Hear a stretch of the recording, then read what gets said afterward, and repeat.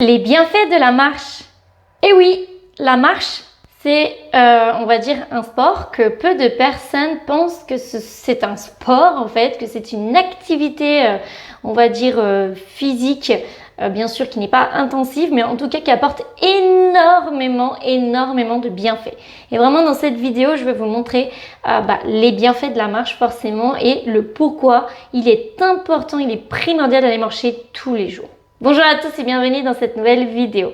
Je m'appelle Jennifer, je suis coach équilibre et nutrition et j'aide les femmes actives à perdre du poids durablement et sans le reprendre, même si elles n'ont pas le temps.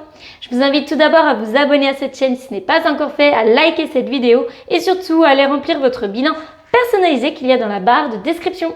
Alors bien sûr, quand on parle d'activité sportive, on parle souvent de course à pied. On dit souvent que bon, moi je vais aller courir, je vais aller faire mon petit running de la journée, je vais aller m'aérer l'esprit. Mais on pense un peu moins souvent à la marche.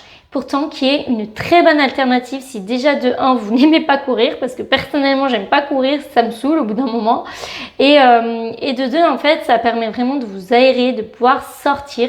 Si vous n'êtes pas un grand sportif, si vous avez des problèmes d'articulation, des problèmes de genoux, je ne sais quoi, et que vous pouvez pas courir, vous pouvez pas, il faut limiter les impacts, on va dire, parce que forcément, quand vous courez, il y a des impacts qui se créent au niveau de vos articulations et plus particulièrement au niveau de vos genoux. Donc forcément, ça ne sera pas forcément recommandé pour vous.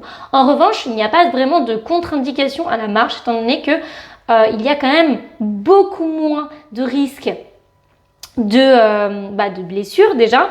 Il y a beaucoup moins de risques de se faire mal, d'appuyer trop sur vos articulations, d'avoir trop d'impact. Et en fait, la marche est un excellent moyen, voilà, de sortir, de s'aérer, de faire du sport, voilà, d'augmenter son NEAT pour revenir à ma vidéo sur le NEAT. Et c'est vraiment excellent. Donc, si vous avez vraiment des problèmes justement d'articulation, que vous n'aimez vraiment pas courir, par exemple, rien, enfin, je veux dire, il faut arrêter de se dire qu'il n'y a que la course à pied qui va vous permettre de perdre du poids, parce que c'est faux, archi faux. Si vous faites de la marche quotidiennement, bien sûr un certain rythme, bien sûr, si vous marchez juste pour flâner dans les rues de votre ville, on va dire que ça n'aura pas le même impact, le même effet, mais quoi qu'il arrive, la marche c'est un excellent moyen de faire du sport, de pratiquer du sport, d'augmenter votre dépense énergétique sur votre journée. Il est recommandé d'aller marcher au moins 30 minutes par jour, au moins sur 5 jours dans la semaine.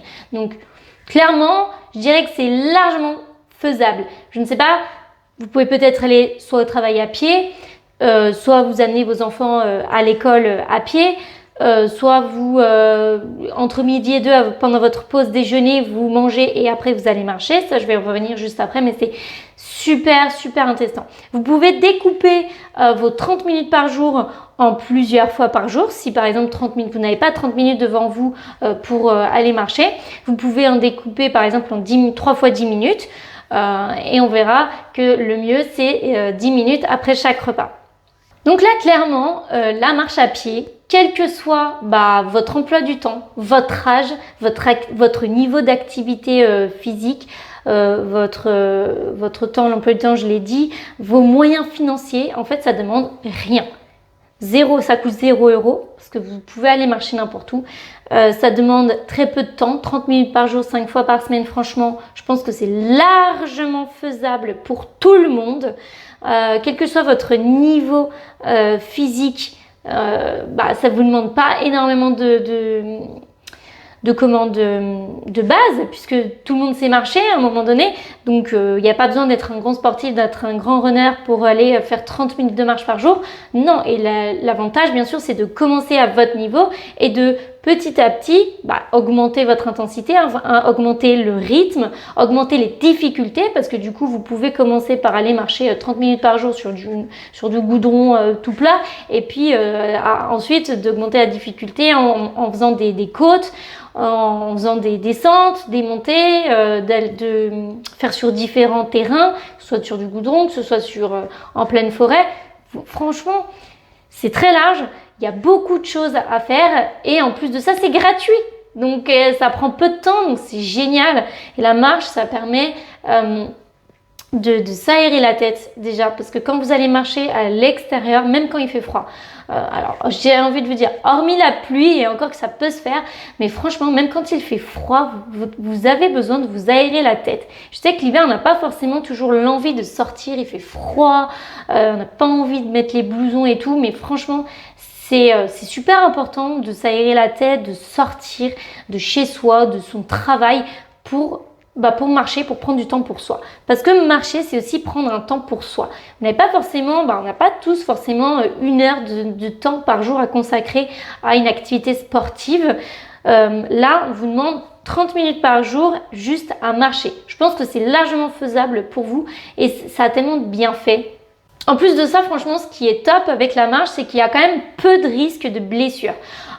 Contrairement à d'autres sports, même par exemple la course à pied, vous pouvez vous faire mal, alors qu'avec la marche, le risque zéro n'existe pas, on s'entend, mais avec la marche, les risques sont très minimes de blessures. Donc, c'est pour ça que je dis, quel que soit votre niveau de départ, en fait, peu importe tout le monde peut marcher sans prendre, on va dire, trop de risques. Avec sa santé et avec ses articulations, avec tout. Ça fait aussi travailler votre cardio, puisque tout dépend de votre intensité, bien sûr, comme je vous l'ai dit tout à l'heure, mais on va pouvoir aussi augmenter l'intensité au fur et à mesure des semaines. De même que vous pouvez augmenter l'intensité en mettant des charges. Donc par exemple au début vous y allez sans rien et puis quand vous êtes bien, vous avez déjà un bon rythme, vous pouvez vous rajouter un sac à dos en mettant, je sais pas, une bouteille d'1,5 litre d'eau dans votre sac et puis après vous augmentez avec 2 bouteilles, 3 bouteilles, enfin voilà. Vous avez compris le principe. Avec la marche, il y a quand même une intensité. Il y a aussi, on va dire, le niveau qui monte crescendo. Vous pouvez accentuer la dureté, on va dire, de votre entraînement, si je puis dire. Il y a plein de choses à faire avec la marche. C'est vraiment un atout majeur. En plus de ça, vraiment, ce qui est top avec la marche et vraiment le mieux à faire même, j'ai envie de dire, c'est de prendre 10 minutes par jour après chaque repas. Le mieux, c'est de découper comme ça vos marches en 3 fois 10 minutes. Après le petit déjeuner, après votre déjeuner et après votre repas du soir. Le mieux, c'est comme ça. Après, bien sûr, vous faites en fonction de votre emploi du temps et de ce que vous avez envie de faire aussi. Mais c'est vraiment un atout majeur, surtout quand on a certains problèmes de santé type diabète. C'est vraiment top de pouvoir découper votre marche juste après les repas. Toutes les maladies qui peuvent apparaître au fil du temps, bien sûr qu'il y a une grande partie de l'alimentation, mais l'ennemi premier de l'être humain, c'est la passivité, c'est l'inactivité. De rester, après, pour les personnes qui travaillent assises, elles n'ont pas vraiment le choix que de rester 8 heures par jour assises à leur bureau. Mais ce qui importe plus que du coup ces 8 heures de bureau assis, c'est vraiment l'activité que vous allez y mettre autour et l'activité que vous allez y mettre aussi le week-end, quand vous ne travaillez pas finalement. Pour les personnes qui sont chez elles, l'activité c'est très important et l'inactivité c'est ce qui donne des problèmes de santé, c'est ce qui peut causer justement les diabètes, les AVC, plein de maladies qui surviennent et qui peuvent être évitées par justement prévention. La marche en fait est un bon moyen de prévention contre certaines maladies.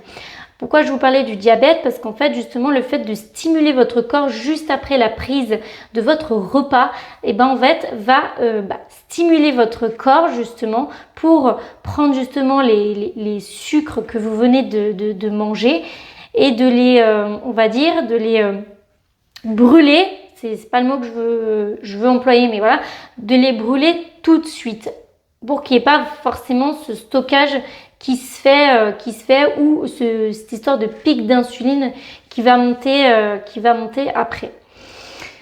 Donc ce qui est vraiment important de retenir, c'est que la marche, c'est très important. Il faut, en fait, l'inactivité, la passivité, c'est vraiment votre ennemi numéro 1. Et ça, c'est tout particulièrement vrai l'hiver où on aura moins tendance à bouger.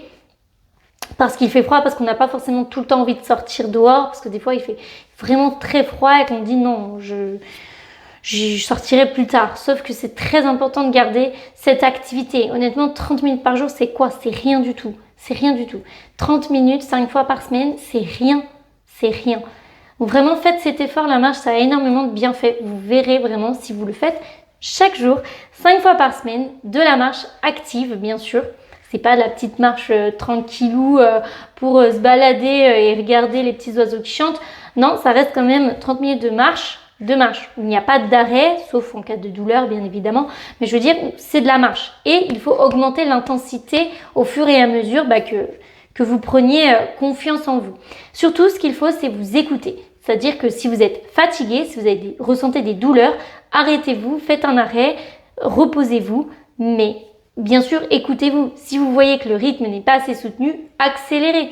Il faut vraiment vous écouter. Moi, je ne peux pas être là avec vous à côté. On a tous des niveaux différents de toute façon.